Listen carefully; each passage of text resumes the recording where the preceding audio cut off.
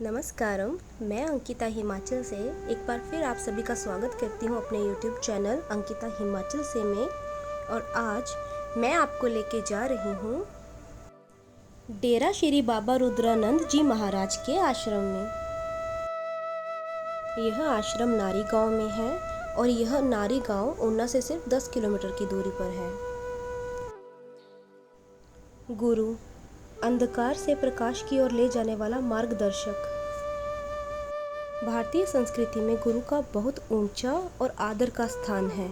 माता पिता के समान गुरु का भी बहुत आदर रहा है और वे शुरू से ही पूज्य समझे जाते रहे हैं। गुरु को ब्रह्मा विष्णु महेश के समान समझकर सम्मान करने की पद्धति पुरातन है। भारतीय संस्कृति में गुरु पूर्णिमा का विशेष महत्व है। आषाढ़ की समाप्ति और श्रावण के आरंभ की संधि को आषाढ़ी पूर्णिमा अथवा गुरु पूर्णिमा कहते हैं। काव्यात्मक भाषा में कहा गया है, गुरु पूर्णिमा के चांद जैसा और शिष्य आषाढ़ी बादल जैसा। गुरु के पास चांद की तरह जिए गए अनुभवों का अक्षय कोश होता है, इसलिए इस दिन गुरु की पूजा की जाती है। प्राचीन काल में विद्यार्थियों से शुल्क नहीं वसूला जाता था, अतः वे साल में एक दिन गुरु की पूजा करके अपने सामर्थ्य के अनुसार अपने गुरु को दक्षिणा देते थे।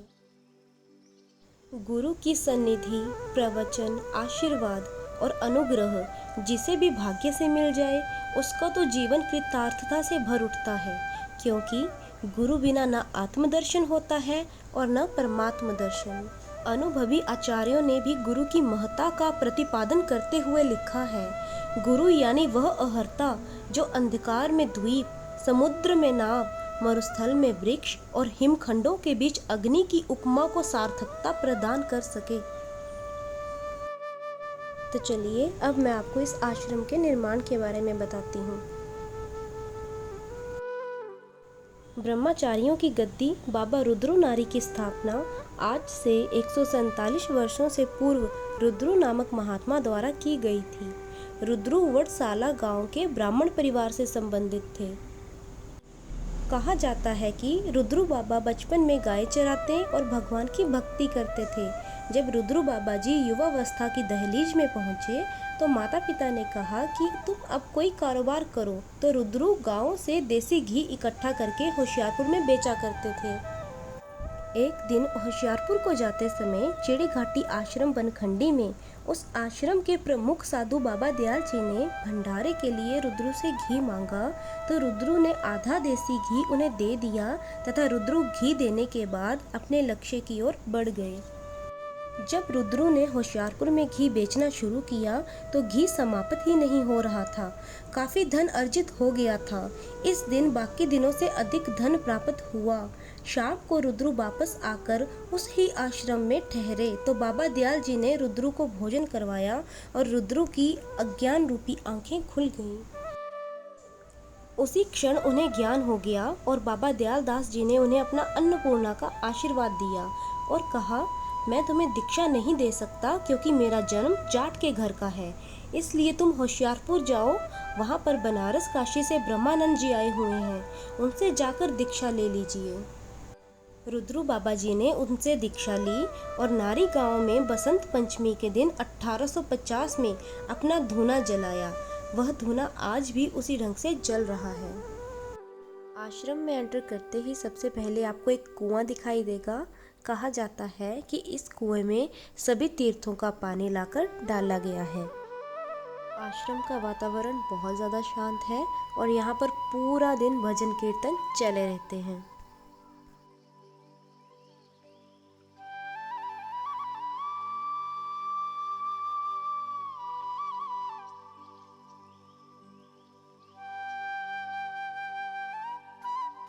अभी सुबह का समय है और गुरुजी अंदर पूजा कर रहे हैं, तो आइए आपको भी उनके दर्शन करवाते हैं।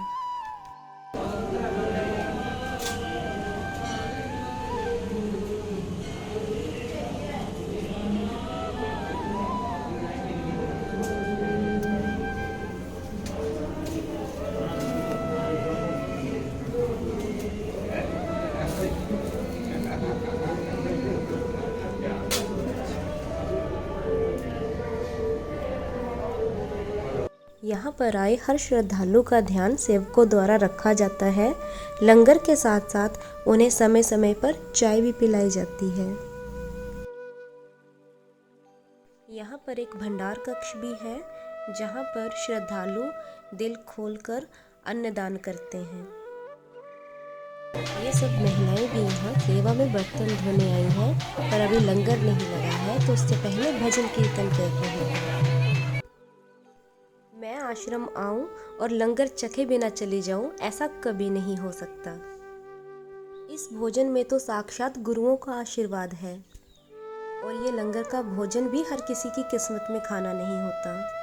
और वैसे भी कहते हैं ना, लंगर के सात्विक भोजन के आगे तो 5 स्टार होटल के भोजन भी फीके पड़ जाते हैं। देखिए कितने सारे सेवक शांतिपूर्वक भोजन परोस रहे हैं।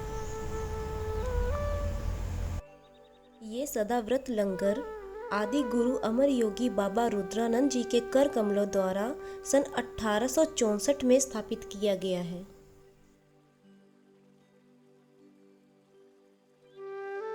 भोजन परोस दिया गया है, तो अब मैं शांति से पहले भोजन कर लेती हूँ। जैसे ही मैं भोजन खाकर फ्री हुई, बहुत जोर से बारिश लग पड़ी। पर देखिए बारिश में भी सेवक कैसे काम कर रहे हैं।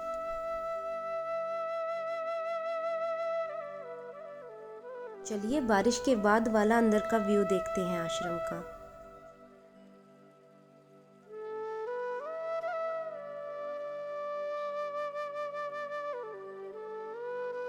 बारिश बहुत ज़्यादा तेज लगी है, इसलिए सारे श्रद्धालु हॉल में चले गए हैं। तो चलिए हम भी हॉल में चलते हैं।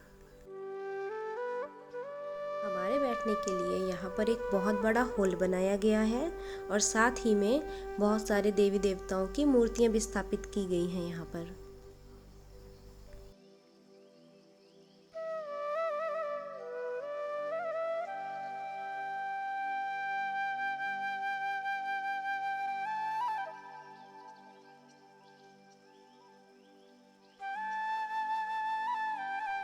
लंगर के ठीक सामने वाले स्थान पर यहाँ पर 5 पीपल हैं। इन 5 पीपलों के बारे में कहा जाता है कि यहाँ आज से 500 वर्ष पूर्व 5 योगेश्वर तपस्वी महात्माओं ने बढ़ते हुए कलयुग के पापों के भय से अपनी योग विद्या के द्वारा जीवित 5 पीपलों का रूप धारण किया है। इन पीपल के पेड़ों के नीचे जहरीले से जहरीले सांप का जहर भी उतर जाता है।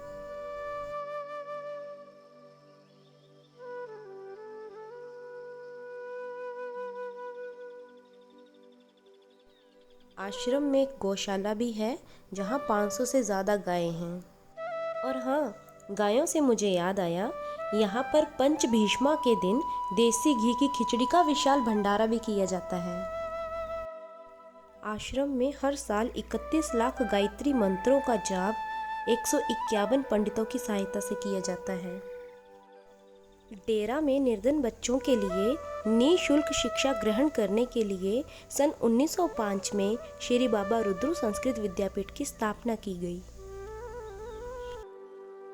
मैं आशा करती हूँ आपको ये वीडियो बहुत अच्छी लगी होगी, तो प्लीज़ लाइक और शेयर करना मत भूलिएगा। मैं अंकिता हिमाचल से जल्द ही मिलूँगी एक नई वीडियो के साथ। तब तक के लिए नमस्कारम। और हाँ, अंत में मैं कहना चाहती हूँ, गुरु ब्रह्मा गुरु विष्णु गुरुदेवो महेश्वर गुरु साक्षात पर ब्रह्मा तस्मै श्री गुरुवे नमः। नमस्कारम।